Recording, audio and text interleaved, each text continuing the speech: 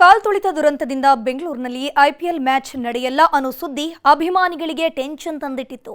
ಇದೀಗ ರಾಜ್ಯ ಸರ್ಕಾರವೇ ಗುಡ್ ನ್ಯೂಸ್ ಅನ್ನು ಕೊಟ್ಟಿದೆ. ಚಿನ್ನಸ್ವಾಮಿಯಲ್ಲಿ ಐಪಿಎಲ್ ಪಂದ್ಯಕ್ಕೆ ಗ್ರೀನ್ ಸಿಗ್ನಲ್ ಸಿಕ್ಕಿದೆ.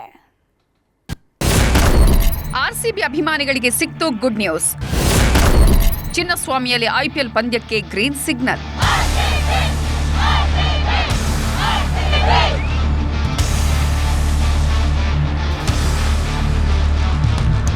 ಕಳೆದ ವರ್ಷ ಆರ್ಸಿಬಿ ವಿಜಯೋತ್ಸವದ ವೇಳೆ ಕಾಲ್ತುಳಿತ ದುರಂತ ಇಡೀ ದೇಶವನ್ನೇ ಬೆಚ್ಚಿ ಬೀಳಿಸಿತ್ತು.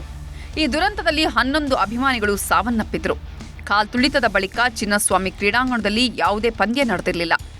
ಐಪಿಎಲ್ ಕೂಡ ನಡೆಯಲ್ಲ ಅನ್ನೋ ಸುದ್ದಿ ಹಬ್ಬಿತ್ತು. ಇದೇ ಆತಂಕದಲ್ಲಿದ್ದ ಆರ್ಸಿಬಿ ಅಭಿಮಾನಿಗಳಿಗೆ ಗುಡ್ ನ್ಯೂಸ್ ಸಿಕ್ಕಿದೆ. ಚಿನ್ನಸ್ವಾಮಿಯಲ್ಲಿ ಐಪಿಎಲ್ ಪಂದ್ಯ ಆಡೋದಕ್ಕೆ ಗ್ರೀನ್ ಸಿಗ್ನಲ್ ಸಿಕ್ಕಿದೆ.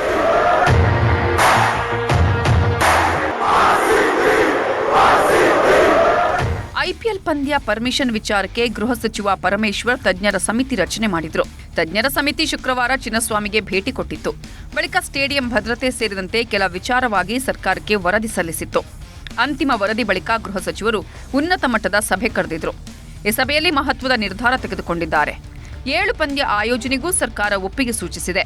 ಪ್ರೇಕ್ಷಕರ ಸುರಕ್ಷತೆಗಾಗಿ ಸ್ಟೇಡಿಯಂ ಗೇಟ್ ಗಾತ್ರ ಹೆಚ್ಚಳ ಮಾಡಬೇಕು, ಅಗ್ನಿಶಾಮಕ ದಳ ಸೇರಿದಂತೆ ಸುರಕ್ಷತಾ ಕ್ರಮ ಪಾಲಿಸಬೇಕು. ಹೀಗೆ ಅನೇಕ ಷರತ್ತುಗಳನ್ನು ವಿಧಿಸಿ ಪಂದ್ಯಕ್ಕೆ ಅನುಮತಿ ನೀಡಲಾಗಿದೆ.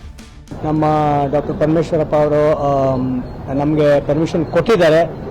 ಫೈನಲ್ ಆಗಿ ಎಲ್ಲರೂ ಅವರು ಅಬ್ಸರ್ವ್ ಮಾಡಿ ಎಕ್ಸ್ಪರ್ಟ್ ಕಮಿಟಿ ಚೇರ್ ಮಾಡಿರುವಂಥ ಮಹೇಶ್ವರ ರಾವ್ ಅವರು ಎಲ್ಲ ಎಕ್ಸಾಮಿನ್ ಮಾಡಿ ಇವ್ಯಾಲ್ಯೂಯೇಟ್ ಮಾಡಿ ಅವರಿಗೆ ಓಕೆ ಕೊಟ್ಟಿರೋದ್ರಿಂದ ನಮಗೆ ಹೋಗಿ ಇಂಟರ್ನ್ಯಾಷನಲ್ ಮ್ಯಾಚ್ ನಡೆಸಬಹುದು ಅಂತ ನಮಗೆ ಪರ್ಮಿಷನ್ ಕೊಟ್ಟಿದ್ದಾರೆ. ನಮ್ಗೆ ತುಂಬಾನೇ ಒಂದು ಒಳ್ಳೆ ಒಂದು ಸುದ್ದಿ ಅದು.